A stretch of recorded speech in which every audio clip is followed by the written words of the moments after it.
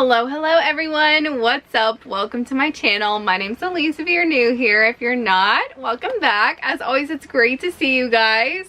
Today we are talking about books that you should add to your summer TBR. Now these are books that I personally have read myself and I feel comfortable telling you to add to your summer TBR. They're fun, they're summery, they're light, either that or they take place in summer or all of the above. So let's get into it.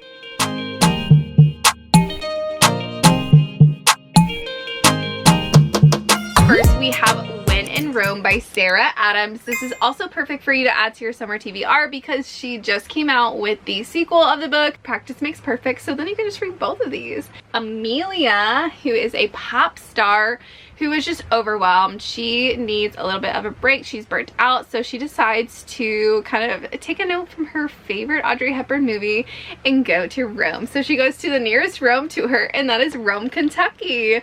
Her car breaks down in front of Noah's house, and he allows her to stay in his guest room until her car gets fixed, which ends up being a little bit longer than he expects, and the two kind of get to know each other despite trying to push each other away because of their circumstances. It's so cute. I actually think it might take place during summer because I do remember a fishing scene.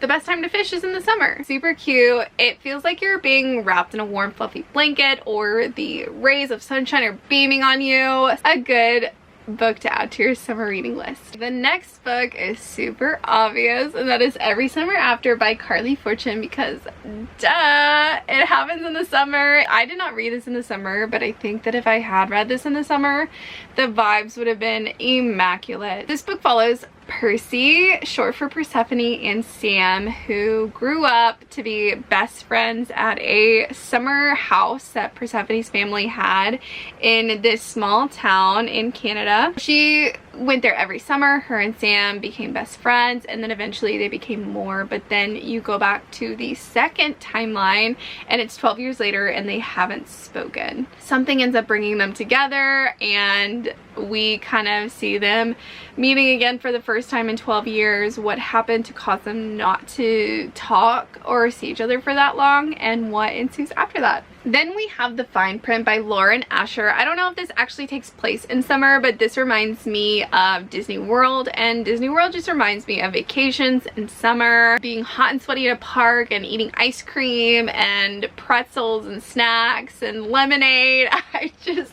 love that vibe so much, so it definitely has summer vibes for sure. The Fine Print follows Rowan, who is, I believe, the youngest or middle grandson to this man who owns this billion-dollar company called Dreamland, which is very Disney-esque. The grandfather passes away, and in his will he has a few stipulations for his grandson, and for Rowan he has to work at Dreamland and do kind of a project that will improve it. It has to pass by this board of random people. In comes Zara. She is a creator for this company. Zara and Rowan do not meet in the best circumstances. They kind of have this hate to love romance going on.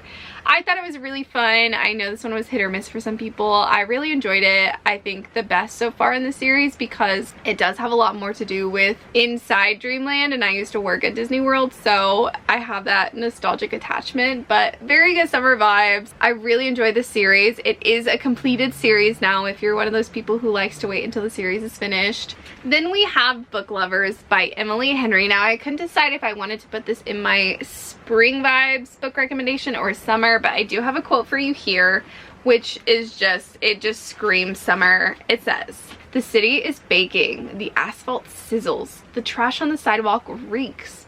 The families we pass carry ice pops that shrink with every step, melting down their fingers. Sunlight glances off buildings like a laser-based security system, in and out of heist movie, and I feel like a glazed donut that's been left out in the heat for 4 days." I love the imagery of this paragraph. It just brings summer to mind. Book Lovers is just a really fun book to read any time of year, but if you're looking for books set in summer, definitely check this one out. This book follows Nora, and Nora is a literary agent where she goes and finds new and upcoming authors or has a connection with authors and gets their books published into a publishing company. It's a romance, but it's also a story of sisters, and Nora's younger sister is pregnant, going on child number 3, and she wants to get away with Nora for the summer before everything changes. So she goes to this little town, which is actually what one of her authors' books is based upon. So she goes to this little town, they explore together. Nora's also working on a book and runs into Charlie. She and him also did not get off on the right foot, so they're kind of like rivals, enemies to lover situation. It's about family, finding yourself, romance. There's a lot to it. I really enjoyed this book. Then we have The Unhoneymooners by Christina Lauren. This one is a summary read because it takes place at a kind of beachy ocean resort. The premise of this book follows Olive, who has a twin sister who's getting married.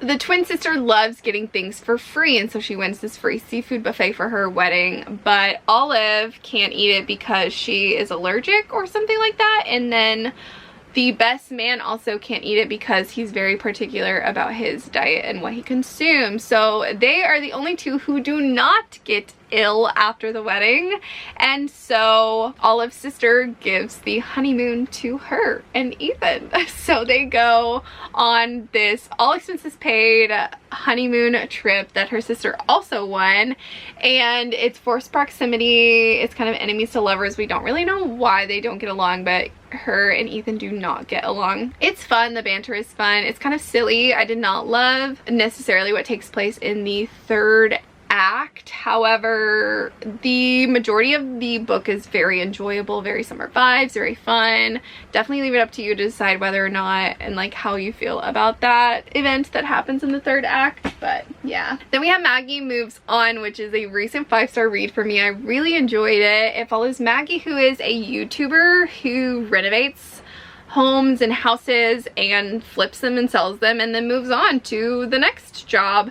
But Maggie finds this kind of historical house in Idaho, and it's a really big project for her and her crew, and she kind of realizes while she's there that her crew, her editor and also best friend, are exhausted and are just kind of questioning her on whether she can and how long she can sustain this pace of, you know, getting a place, fixing it, moving on. Like, is she ever gonna set down roots? And so this kind of triggers this series of events and series of thoughts with Maggie, trying to kind of slow things down and think about that part of her life. And she also meets Silas, who is her landscaper, and kind of like instantly falls in love with Maggie. I don't know if he falls in love with her is the right, but it's like it's the lust. He's like, I like that woman, I want to get to know her, and he's very persistent.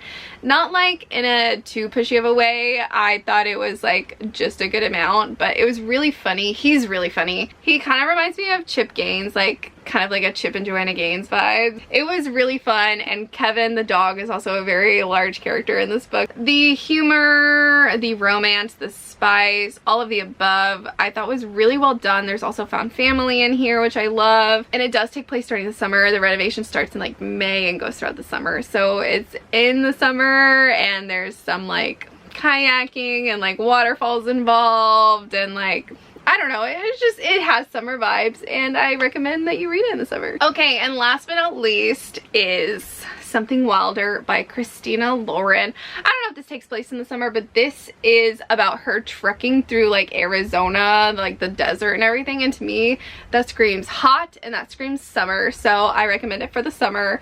This book is a wild adventure. It is an adventure.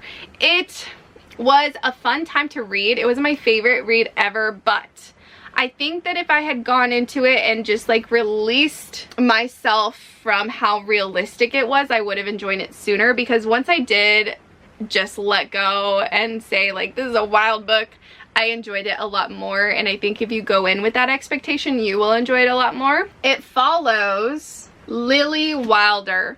Her father used to own this company that would hunt for treasure, and so she's kind of turned it into this thing where she takes people on treasure hunting trips, which can be very precarious. They have to follow a specific set of rules, and so this group of guys decides to go on this trip. Turns out one of the guys on the trip is her ex. A lot of things go awry on this, like every step of the way something goes wrong, every step of the way. That's why I'm like, suspend your disbelief and you'll have a really good time, because it was funny, it was wild, it was action-packed, it has mystery, it has adventure, there's like a wild goose chase, I mean, and then there's some romance in there as well. Wild, fun, very summer read. All right, you guys, I know that there are so many other summer reads out there. If you have any, please let me know down below, but these are the books that I have read and I feel comfortable recommending to you.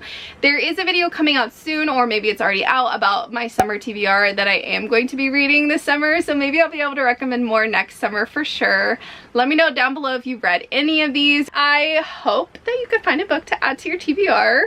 And I hope you enjoyed this video. I hope you're doing well whenever and wherever you're watching this, and sending you good vibes.